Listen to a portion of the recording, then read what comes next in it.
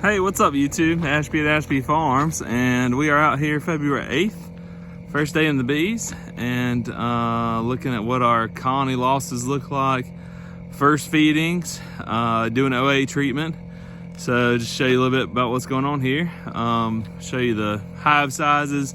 This yard started off with 24 going into winter, as you can see right here, and we had one fall loss and 4 winter losses, so 5 out of 24 leaves us with 19 colonies. And now we can take stock. 2 of these starved out, 2 of them absconded, and stuff happened. So I guess you'd call that blame the beekeeper. If you're new to the channel, our goal is to help beekeepers maybe go from 2 to 10 or 10 to a sideliner stage. I try and give nuts and bolts kinds of things, just straight to the point. Show you what some of these colonies look like real quick.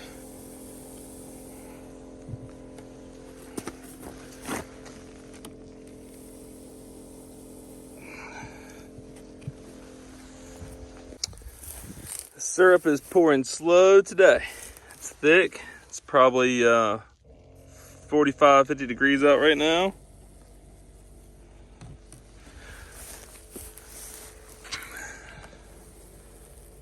Nice strong colony there.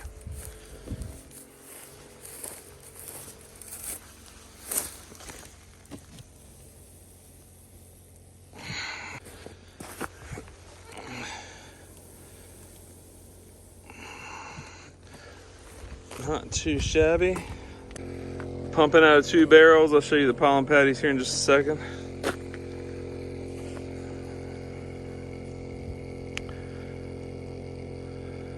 So while the syrup's going, it's real slow. It's only done about a half a gallon so far. I'm gonna talk to you about why I think I'm changing up and doing oxalic acid. My goal is to hit with OAV at least once a month this year, and that's going to be like June after we pull honey all the way through to March. So starting right now, it's February, we do it once again in March.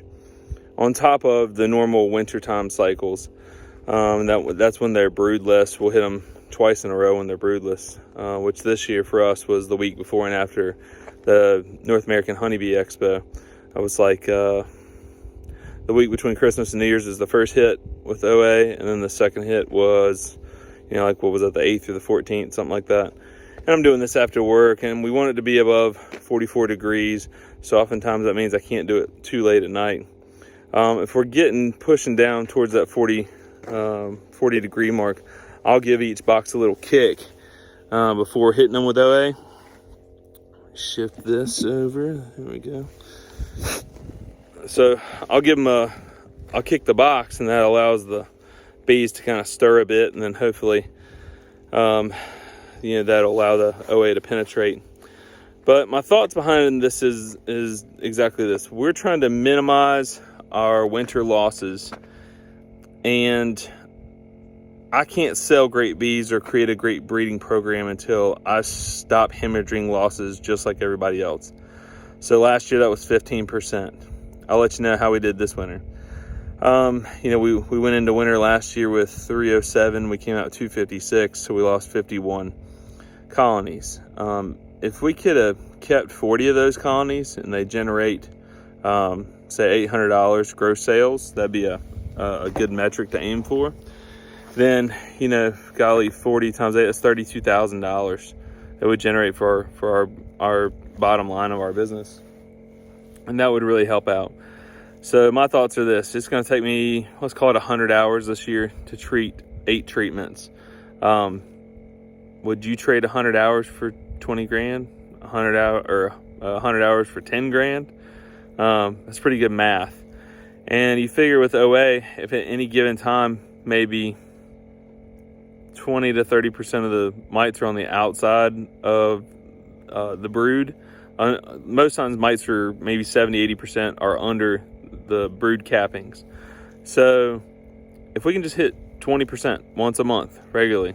Friends of mine, commercial folks, they told me, look, when you start taking your mite treatment seriously and you start treating smaller doses more often, and you start putting the money into the bees, you'll see the money on the backside. So I'm going to follow their lead. I don't want to have any treatments on just before honey or even during honey, but for a number of reasons, including Oxalic, even though it's approved. So that in conjunction with more hygienic stock, let the bees manage the mites themselves. Even though we're doing a lot of work with UBO and Harbo assays, we're still going to have colonies throughout our outfit that don't have any mite resistance at all. And if we can breed a more hygienic bee, I estimate it'll probably take 4 or 5 years. We'll see. I'll release all the data as we get it. Between that and more frequent oxalic acid vaporizations, hopefully we can attack our own varroa mite problem, have less losses, that generates more income for us. It's not a bad plan for. So let me just explain what I'm doing here. At the moment I'm watching these 2 feeders here about to get full. Matter of fact, I'll just go ahead and move that over. There we go. Some grumpy bees. Interesting.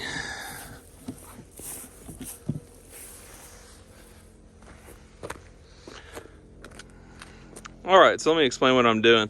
I started down here on this end. I've been working my way this way with feed, and then we've also been doing oxalic acid coming this way with OA right behind it.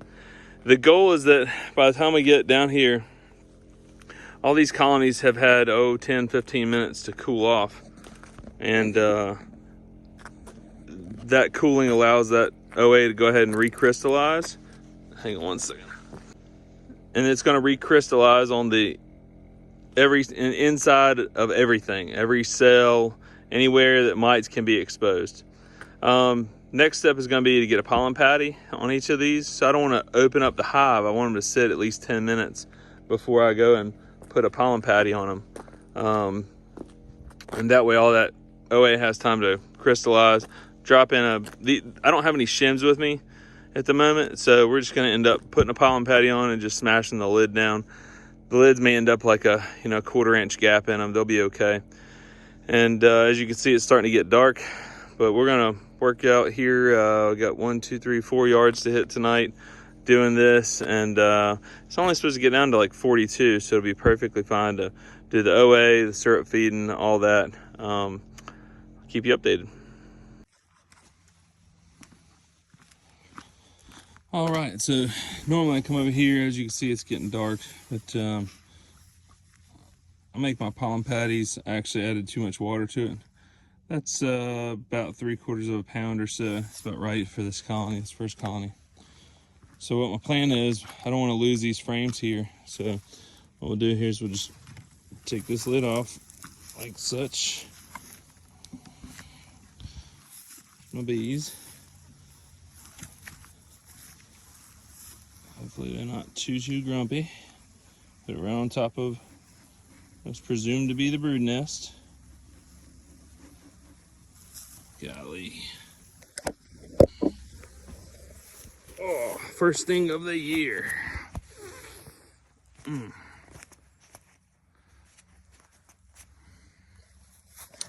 Yeah, right in the wrist. That's the only place I swell. The things I do for you guys. So put this right on top. We got some feed in there. I'm gonna go ahead and give them this second box here and make it a double deep, so we don't lose all those frames. And go right down the line. Just pop a lid. If it's a case of I don't have a shim, my pollen patty right now is like it was super wet because I added too much water. I just made a mistake. So I had to add more powder and had to add more sugar to get it to turn into like a gooey brownie consistency.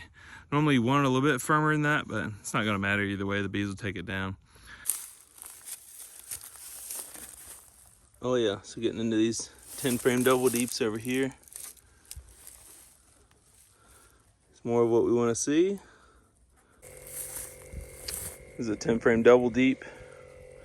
I pulled the Queen Castle that's overwintering a nuke off the top of it, and that looks great. Let's pop it apart and see what else it looks like.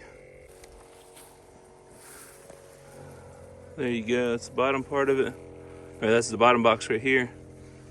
Mostly in the top box.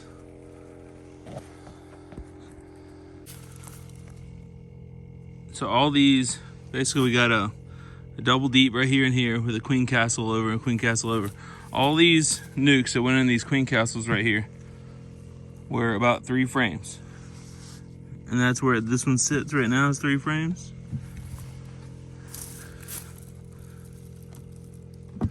This one here is propolized down. I'm not even gonna mess with it. And there's about 3 frames. So at least they're alive over winter. Not losing 3 framers like we did last year.